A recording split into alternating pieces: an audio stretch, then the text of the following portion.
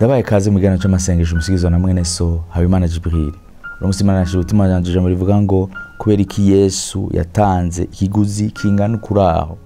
Mbego byo bigushikira ukaba wari bazije gituma Imana yemeye gutanga Kristo, gituma ikiguzi cyo kwemera gupfa ku bantu Imana yemeye gutanga. Mbega wari uzi gituma yabikoze. Ikugira ubitugira dutahure ibintu byose muri Bibiliya nuko tubanza kandi gusubira mu itanguriro ugira utahure igituma Imana yaremye umuntu.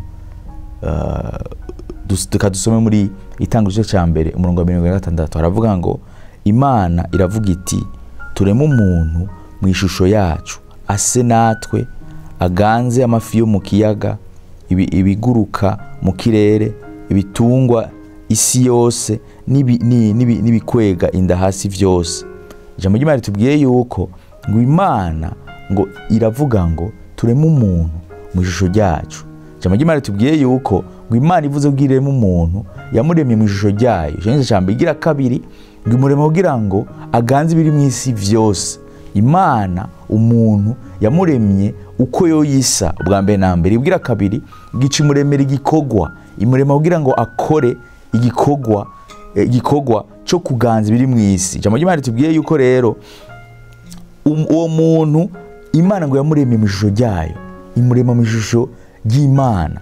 Ijambo ry'Imana tubwiye yuko ngo uwo muntu ugiye gusoma muri itanguriro cya gatatu urabona ukuntu mu cya kabiri urabona ingene Imana yamubujije kujya ku giti cy'ikibesha kibi n'iciza.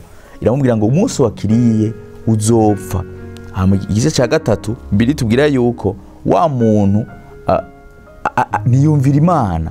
Mu kutumvira Imana bica bituma uwo muntu ijambo ry'Imana tubwira yuko ngo maze kwica kwico giti ngo acamenya ikibi n'iciza. Mu yandi majambo abatandukanye n'Imana, abatandukanye imigenderanire yawe n'Imana biratitutse. Ijambo ry'Imana tubwira yuko iyo migenderanire imaze gutituka igice cya gatatu ngo Imana ngo irasubira kandi iza kumurondera.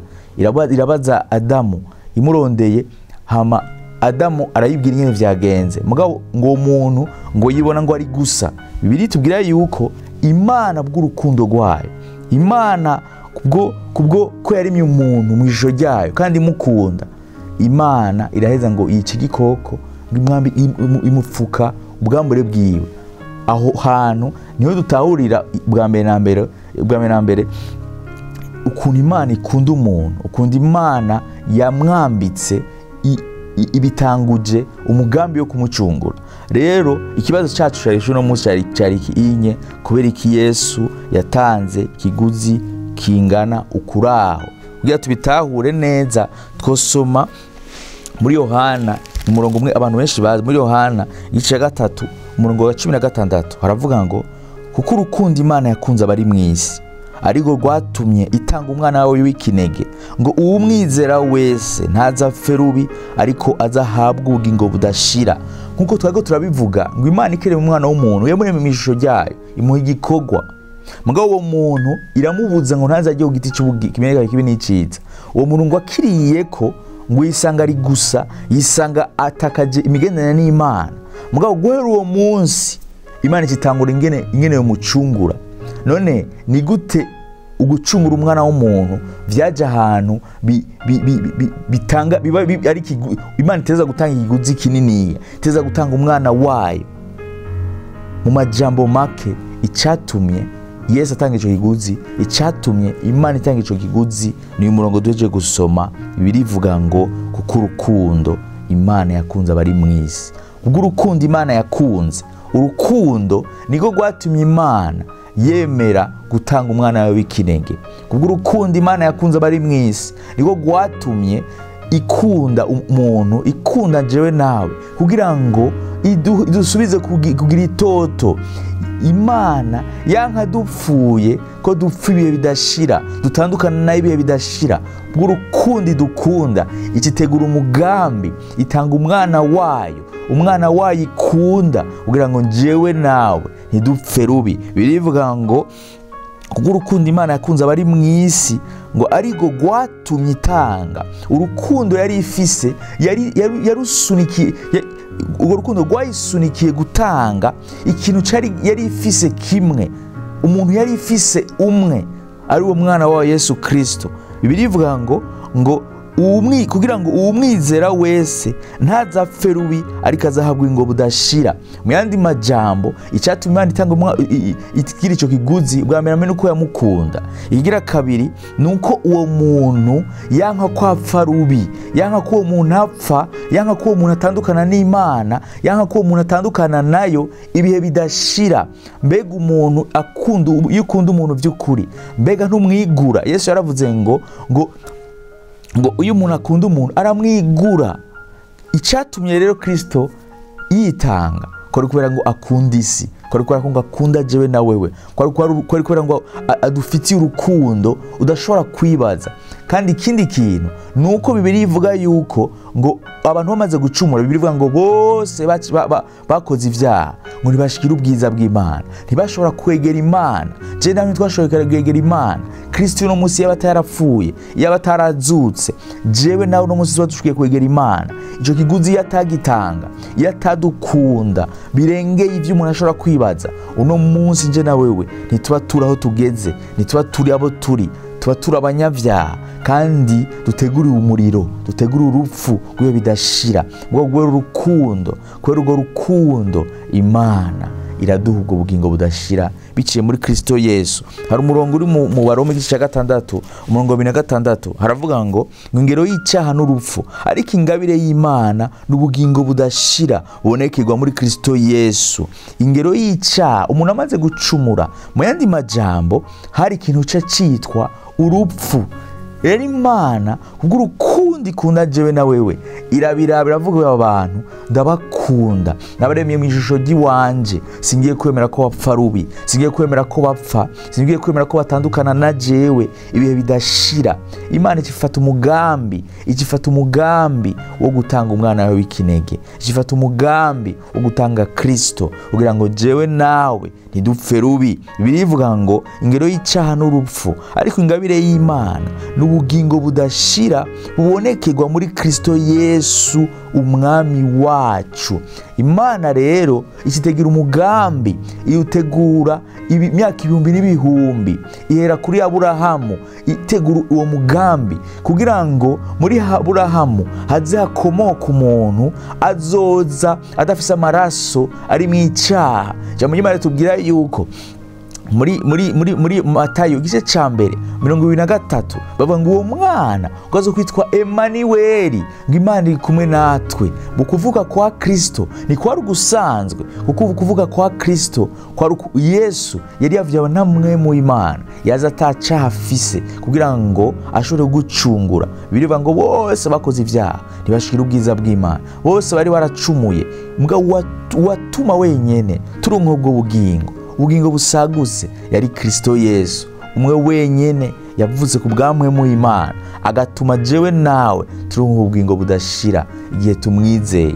Rero nimba uri kurangukira muri no mwanya, ushobora kurangukira muri no mwanya mugabo ukaba utatahura neza kiguzi Kristo yatanze, ikiguzi Imana yatanze kugira ngo wewe ushobore kwidegembya, kugira ngo wewe ushobore kuronka ubugingo budashira. Nimba uno munsi ukagendera mu vyaha, hari umuntu yarishe ivyo vyaha vyawe, uwo nawe ni Kristo Yesu. Kristo Yesu hari ikiguzi yatanze kugira ngo wewe widegembye, hari ikiguzi yatanze kugira ngo wewe uve muri ivyo vyaha, ikiguzi yatanze kugira ngo wewe uve muri ubwo kumuja w'icyaha. Kristo Yesu rero yapfuye arazuka kugira ngo wewe widegembye. Ukaba rero atamunsi n'umwe uraha ubuzima bwawe Kristo, ukaba rero atamunsi n'umwe uravuga ngo Kristo ndaguhaye ubuzima bw'iwanje, ukaba kubera ko utari bwatari ico kiguzi yatanze. Akaniko kanya ko mu buzima bw'iwawe, akaniko kanya ko kumuyegurira, akaniko kanya kuvuga ngo ndakugurira umutima w'iwanje, ngwino unyinjiremwo, ngwino ubane na jewe, ngwino ugendane na jewe, ngwino kubera ndatahuye yuko wankunze urukundo rwakabura rugero, wanse ko ntandukana na wewe ibihe bidashira, mukunde makonyene, wandemye mu ijisho ryawe. Hamuravuga ijisho ryanje ntigiye gupfa rubi, umwana wawe abana banje makwiye gupfa rubi. Imana rero ikitanga ikiguzi, yemera gutanga umwana ikunda, umwana atigeze akora icyaha, Kristo Yesu kubwanje na wewe. Nimba rero uvyizera ko Kristo Yesu yapfuye azira ivyaha vyawe kandi yatanze ikiguzi, yatanze ikiguzi kubera ko agukunda. Uniwo mwanya ukumwimana ubuzima bw'iwawe, uniwo mwanya ukumwegurira, uniwo mwanya ugukizwa. Bibiliya ivuga ngo uzokwambaza iryo zina azokizwa, uzokwambaza izina ryawe, uzokwambaza izina rya Kristo. Uhamagaye Kristo uraronka ubugingo, kandi ubugingo budashira. Uhamagaye Kristo agukura mu bwami bw'umwiza agushira mu bwami bw'umuco. Uhamagaye Kristo agukura mu burupfu, mu ngo y'urupfu akagushira mu nzira y'umuco, mu mahoro, mu bugingo budashira. Ukaba tangi umunsi murafata iyo ngingo, uno mwanya wo gufata ingingo yo kwizera Kristo, ingingo yo kumuha ubuzima bwawe Kristo. Ukaba wikeneye ndabona ndagufasha gusenga, ndasubira mu majambo hana wibwire Kristo. Ni sengesho ritoya, muga iryo sengesho rishobora guhindura ubuzima bw'iwawe. Na jewe narigize, benshi bariko baradukurikirana bararigize. Ni sengesho ubwira umwami wawe, uhamagara Kristo akaza mu buzima bw'iwawe. Jimizo siri sengesho ndarifata nk'umuntu agiregire mariage, umuntu ari mu rushengero, pastor aramubaza ngo uremeye ko uyu muntu akubera umugore cyangwa akubera umugabo? Aho umuntu akavuga ego. Kristo nawe rero no mugabo wacu no munsi aripfuza kumugira mariage, arifuza yuko mugirana isezerano. Nimba ushaka kugirana isezerano nawe, ndagomba ndagufashe gusenga. Wizeze umutima wawe, ukatuza kanka ka wizera iki? Wizera ko Kristo yatanze ikiguzi gikomeye cy'ubuzima bwiwe ku bwawe, yapfuye mu kibanza cyawe. Kwija mu nyama ngo bose bakoze ibyaha bashira ubwiza bw'Imana. Bose ikongera kavuga ngo ngere y'icyaha n'urupfu wari ingabire y'Imana. Ingabire y'Imana n'ubugingo budashira burungwa muri Kristo Yesu. Rero bose barakoze ibyaha kandi bose barakwiriye igihano. Jewe nawe twatugira igihano, mugabo Imana yahanye umuntu umwe kugira ngo idukize twese. Uwo nawe ni Kristo Yesu, yapfuye urupfu twari gupfa. Rero umwizeye uronka ubugingo budashira. Umwizeye Imana igukura mu bwami bw'umwiza gushira mu bwami bw'umuco. Ukaba ushaka gufasha isengesho, fata kuko ushire ku mutima wawe, hama usubirana n'amajambo ndiko ndavuga. Uri kurasubiramo, uri kubwira Imana, uri kubwira jewe. Wizere ko amajambo uri kubwira Imana ari amajambo meza yo kwihana. Fata kuko ushire ku mutima, hama usubirana n'amajambo uvuge ngo data wiko ndumunyabyaha, data wiko ntashobora kwikiza, data wiko biciye muri Kristo Yesu ariho honyine nshobora kuronka ubugingo budashira. None munsi ndafashe ingingo yo kwizera Kristo Yesu nk'umwami n'umukiza mu bugingo bwanje. Ndavavanuye n'ivyaha byose narangenderamo, ndasezeye ubuzima bwose narangenderamo, ndabuhevye. Uno munsi ndihanye, nemeye gukurikira Kristo, nemeye kumuha ikibanza mu mutima wanje. Ndamuhamagaye azavyagire, azafata ikibanza cose. Data urakoze ko nkuye mu gitabo cy'urupfu ariko yandika mu gitabo cy'ubugingo. Urakoze data ko nungize umwana wawe. Business ndabyizera. Amen. Kawafashe ino ngingo, ni ngingo nziza cyane gose. Je ndiko ndavugana nawe n'abari mu bihinga bw'ivyuma. Ingingo barayifashe kandi ubuzima bwabo bwarahindutse. Rero ukawayifashe ni ingingo nziza cyane. Ni kuyigendera mu kwigendera rero nukurondera ishengero riri hafi yawe, ukagenda bakakwigisha ijambo ry'Imana. Bamara kwigisha ijambo ry'Imana ukagenda bakakwigisha bakakubatiza. Ikizo cyagikurikira wuzuye mwo mu Imana, nawe uzotara kubwira abantu vya Kristo, ubazane kuri Kristo kuko niwe muhamagara Imana yaduhamagariye. Imana ibane nawe, Imana igukomeze, Imana ikurinde, Imana ikurongore mu ishengero ryiza, Imana iguhezagire. Ushaka kuri kwangukira mu no mwanya rero ukaba ufise ibibazo kanaka canke tweko turasenga, tweko turavuga rino jambo, ukaba nivyo warakijijwe mugo utigeze utahura uremere bw'ikiguzi Kristo yatanze, utigeze utahura neza ikintu Kristo yakoze. Nagomba ndagufasha gusenga, hama ukaba hari usanga ubuzima bwawe kwere kutatawe neza ico Kristo yakoze, ugasanga ubuzima bwa Kristo ububahoyeho worosha umenga ni ibintu bisanzwe. Mugabo muri no mwanya nagomba ndagufasha gusenga, wihane, hama ubwire Kristo agushoboze kugendera ubuzima wakiriye, ku buzima bw'Imana, ubwo buzima bwejejwe. Fata ukuboko kwawe ushire ku mutima wawe, hama ndagufashe gusenga nawe wibwire Imana, wihana uvuge Mana je agakiza naragakinishije ngo no musingizo wande ugakinisha, ndafashe ingingo yo gukurikira n'umutima wanje wose.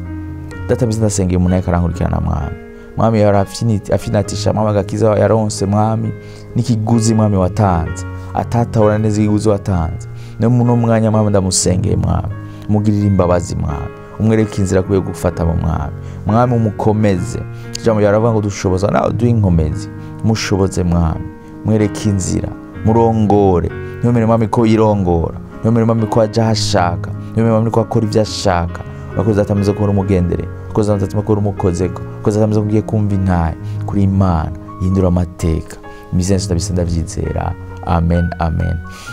Ushobora kurikora muno mwanya mugo kaba ufise ibibazo kanaka turiko ratorerwa inyishu Kristo arabishoboye. Kristo wenyine ashobora kubishobora. Ivyananiye abantu wenyine abishobora.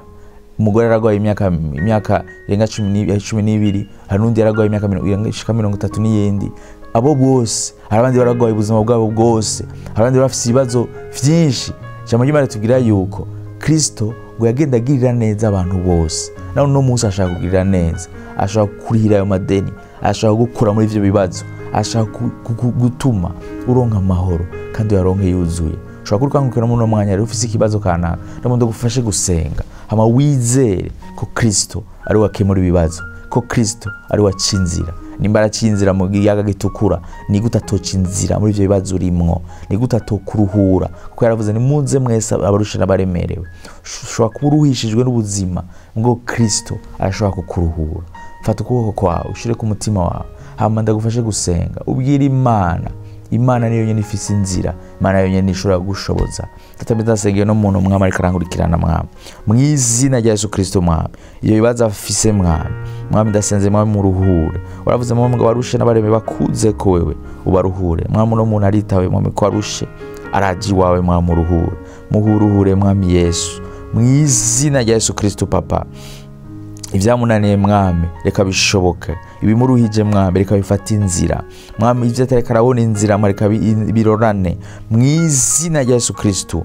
Urakoze datamiza kumugendereye, urakoze datamiza ngiye kumva inaye kuri Imana mwami cinzira hatari inzira, kuri Imana mwami kora mwami ibitangaza n'utwumiza. Reka umwumize papa, reka umutangaze mwami, reka mwami nyuma y'ino sengesho mwami atangure kubona mwami atangazwa no kugira neza kwawe, atanganazwa n'ukuntu uri Imana ikomeye, ukuntu uri Imana itangaje. Urakoze datamiza kumugiriye neza, urakoze datamiza ko uyerekanye mw'izina rya Yesu ndabisenda vyizera amen amen. Ushobora kurikora muno mwanya ko turabivuga ukaba ugwaye, ukaba ufise ikibazo cyo kutavyara, ufise ikibazo c'ingwara kanaka, mugo namando gufashe gusenga wizere ko Yesu Kristo ari washoboye. Yesu ni ijambo ry'Imana riratubwira abantu benshi bari ngumba, mugo Bibiliya itubwira yuko muri ubwo bugumba bwabo bwose umwami yabaye umwizigirwa. Sara yafise imyaka 90 nibwo yashoboye kuronka umwana. Nyina wa Yohana Mubatizi yamaze imyaka myinshi atamwana afise, ngo wiyitangaza Imana imuha umwana. Ana yaramaze imyaka myinshi nawe nyene atamwana afise, Imana iramuha umwana. Nimba byarashobotse kuri bajya abantu nuko nawe bishoboka, nimba Imana yashoboye kubikorera bajya abantu nuko Imana bishoboye n'uno munsi. Bibiri tubwira yuko ngo uko yari iri kera n'ubu ni kwiri kandi kuzuka ame bidashira. Ni Imana idahindura kubera ibihe, ni Imana ishoboye ibihe byose. Nimba wizeye fata ugwaye, nimba atamwana ufise naho fata kunda yawe, wizere ko Kristo ari watanga abantu, wizere ko Kristo ari wakiza ingwara. Ukaba uvyizeye shira ukuboko kwawe ahantu ugwaye cyangwa ahantu nyene ndakubwiye, wizere ko Kristo ari abikora. Data mbiza ndasengeye no muntu mwama ariko arankurikirana mwama ariko arandorera mwama ariko arakurikirana mwama n'amasengesho papa. Uwo muntu mwami umufaso namaze imyaka myinshi atamwana afise, ndamusengeye mw'izina rya Yesu Kristo papa. Jambo yaravuga ngo bidashobokera abana b'abantu ngo iwawe birashoboka. Ndasenze mw'izina rya Yesu Kristo mwami ahatari uwo mwana ajeyo mw'izina rya Yesu Kristo. ivyapfuye vyose mwami ndasenze data mwiza mu izina rya Yesu Kristo bisubire bimere neza, ibidashoboka bishoboke. Ndasengeye no mu papa nawe nyene mwami vyitwa mwami ko nawe nyene ari ngumba, ndasenze mu izina rya Yesu Kristo ubwo bugumba buzimangane mu izina rya Yesu Kristo. Baronka umwana, umupapa no mu mama baronka umwana mu izina rya Yesu Kristo. Ubumuga bwose butuma abantu batavyara ndasenze bukubitwe hasi, ndasenze butsindwe mu izina rya Yesu Kristo. Mama ariko barangurikirana mwami, ndagushimira ko wagiye kunjingira inaye kuri Imana ituma abantu baronka ababebe, ituma abantu baronka abana mu izina rya Yesu Kristo. Akoze abantu ko bagenda sengera abo umuntu wese agwaye mwami ingwara yari yose mwami, bivyimba ariho hose mwami, ndasenze mwami gukira gufata ikibanza mu izina rya Yesu Kristo. Ugwaye ingwara yari yose mwami, abaganga bavuze ko bidashoboka mwami, ndasenze mu izina rya Yesu Kristo yakira gukira ko mwami ni wowe wenyene ukiza, ni wowe wenyene ubohora. Reka data mizu bagenderera aho bakoze hose mwami, babone ukuboko kwawe aho bakoze hose mwami, babone kugira neza kwawe aho bakoze hose mwami, babone mwami ukuntu mwami uri umwizigirwa, ukuntu mwami ukiza, ukuntu mwami utangaza. Reka uno mu mama wamaze iminsi atavyara mwami umutangaze mwami uko watangaje mwami Sara bamubwiye mwami ko umwaka utazovyara mwami ngo yaratwenze mwivanza ngo Sara ngo aratwenga. Reka uno mu mama umutwenze mu izina rya Yesu Kristo. Urakoze atameza ko umugiriye neza, koza atameza ko berekanye Imana ubushobozi, koza atameza ko ugiye kumva intahe zivira muri ano masengesho. Imizina tubisente tuvyizera. Amen.